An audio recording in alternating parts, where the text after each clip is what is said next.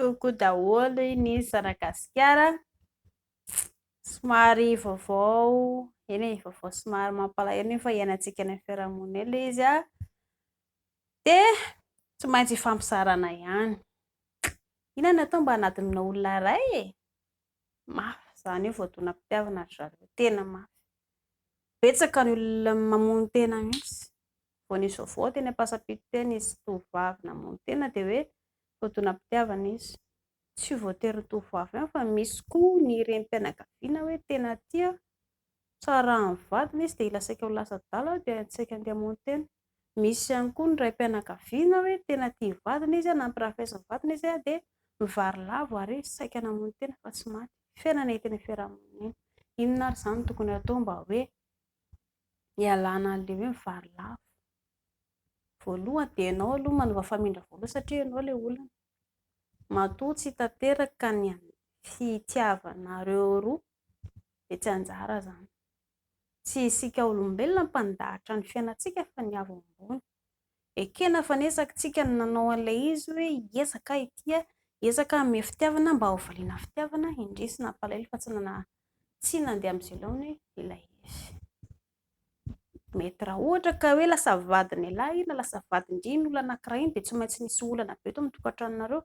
Dikan'izany dia nisy nahatsara anazy na misaraka anareo. Fa dia ataonao ahoana marina ary izany tena hoe hanadinana azy tanteraka e? Sarotra be aloha, tena sarotra. Satria tsy maintsy misy foana ilay fahatsiarovana. Fa misy fomba vitsivitsy fotsiny mba hoe tsara hoe hanadinana azy.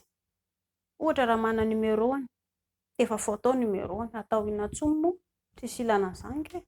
Raha manana sariny dia haritany daholo ny sariny.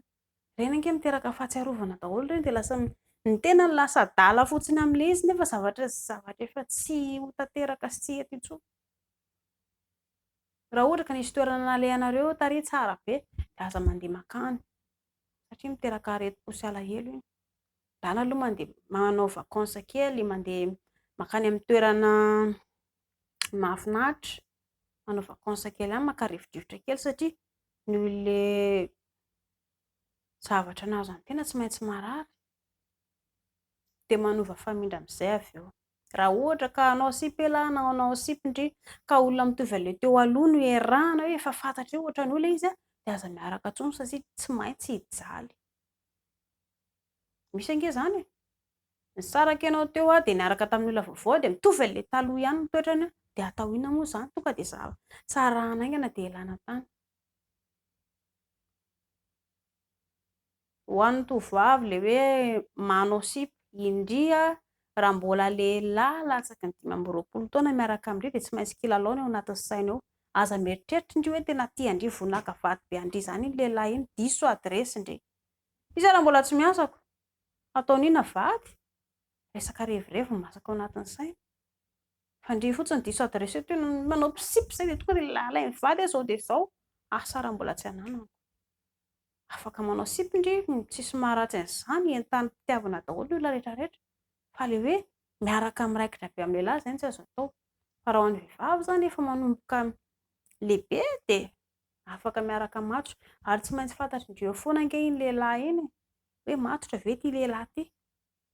Raha ohatra izy ka olona efa manana asa ny olona miaraka amin'ny-dry, milaza ny marina amin'ny-dry izy ohatra, tanterahiny daholo ny sitrapony rehetra, ny zavatra lazain'ny vavany, azo lazaina izy hoe tia-ndry. Fa raha tompony lainga izy dia inona kiany mbola hisisihan-dry aminazy nefa ndry ary namahafaza ny lainga. Dia nisy nahatsara anazy nge raha ohatra ka sy tafasaraka, raha ohatra ka hoe nisaraka nareo. Fa izay sarotsarotra aloha ny hanadinana ny olona anankiray fa afaka esorina miadakadiny eo. Dia mila mankafy ny tenandry amin'izay ndry, mankafy ny tenany elahy ialahy. Lasa indringy na ialany nandritra fotoana niarahanareo dia very foana ny fitiavan-dry, very ny fitiavany elahy, nomena ilay olona tiana. Fa tsy nijery ny tenany elahy ialahy, tsy nijery ny tenan-dry ndry. Dia aok'izay izany ilay mijery olona, ny tenandry amin'izay no tiavina, tenany elahy amin'izay no tiavina. Mikotrana kely ahako, raha ohatra izaho izao somary mahiahia dia mikotrana kely ahako tonga dia lasa bokobokony ozatra. Ohatra mba te ho bebe vody dia mandeha makany amin'ny fanaovana gym any. maka mahasaritra izay dia ohatra hoe tonga lasa manjamanja, tena tsy maintsy hianatra be ako tonga dia lasa sipa mahay be.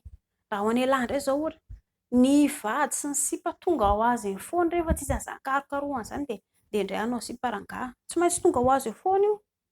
Raha ohatra ianao izao mandeha makany amin'ny gym any ianao dia tsy maintsy misy mahita ange ianao, tsy maintsy misy ikaoty, fa ilay miraikitra be izany tsy azo atao. Miraikidraikitra eo dia avy eo miraikitra ohatra ny lakaoly dia eo indray mipetaka teo, firetaka teo vao io tena niretaka be aho. Fa ilay miraikitra loatra izay ho any tsy azo atao rehefa miaraka amin'ny olona anankiray satria ilay mampijaly. Dia aza dia maika loatra hoe vao nisaraka ako androany dia hitady olon-tiana rapitso fa tena mafy aminahy ity, aza manantena ny eo ihany ny eo. Mila maka aina kely ny vatana, maka aina kely ny saina, dia mahaiza mankafy ny maha izy anao, izay ny zava-dehibe. Tonga eo foana ny anjara rehefa ho avy ny fotoanany, fa aza maikamaika loatra. Mafy ange izany hoe ianao misaraka androany dia ohatra hoe misy miaraka ianao androany dia misaraka rapitso dia misy vavoana dia ohatr'izay foana, mafy ange izany. Tsy maintsy misy foana ny anjara fa dia aza maika loatra fa ny tenanao aloha jerena voaloha, matoa tsy tanteraka tsy anjara izany. Izay fa courage daholo amin'ny mpifankatia rehetrarehetra, dia indrindra fa ho an'ny tanora malagasy aza dia pingapinga maika aloha loatra. Raha toa ka hoe te hilely aloha loatra, maika aloha loatra, makany amin'ny dokotera fanafody voaloha fa tsy tonga dia manokatra fe. Ary taddio tsara fa ny fianarana no lova tsara indrindra satria indri raha ohatra ka tsy nahavita fianarana miditra ao tokantrano mandray ny kiho andry koa indri satria ho ampijalian'ny lehilahy. Tsy mpavongan'ova ozy ry lerony. Dia mielana amin'izay sy novana amin'izay fanambaniana sy fampijaliana ataon'ny lehilahy izay dia tsy maintsy vehivavy mahatanjatsaina indri aloha miditra ao fa mibaton tsy izay vao mba milamina ny tokantrano indri. Tsy maintsy hitan'ny lehilahy eo foana angendry hoe vehivavy mahavita azy. Andrio raha vehivavy tsy mahay ninina dia eny lasa vadiny ihany indri fa dia mandray ny kiho indrindra rehefa ao. Dia izay, courage daholo amin'ny mpifankatia rehetrarehetra, dia haingany ianareo mba hifampizara fitiavana mamy tsara ny lahy sy ny vehivavy dia miadana daholo ny fiainam-pitiavana rehetrarehetra. Haingany ihany koa ny lehilahy mba hay hanaja ny vadiny satria tsy inona ilisany sarotra be amin'ny lisany ilay manaja vady nefa tsisy mahavita mivita ny vady. Ireny sipa kely andaniany lisany andro ireny tsy mahavita mivita ny vady lisany.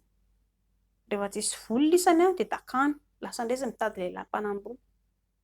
Noho izany atao ny vady malala, izy ihany no mahavita ny zavatra momba ny lahy rehetrarehetra, na reraka ialahy na marary ialahy eo foana madama.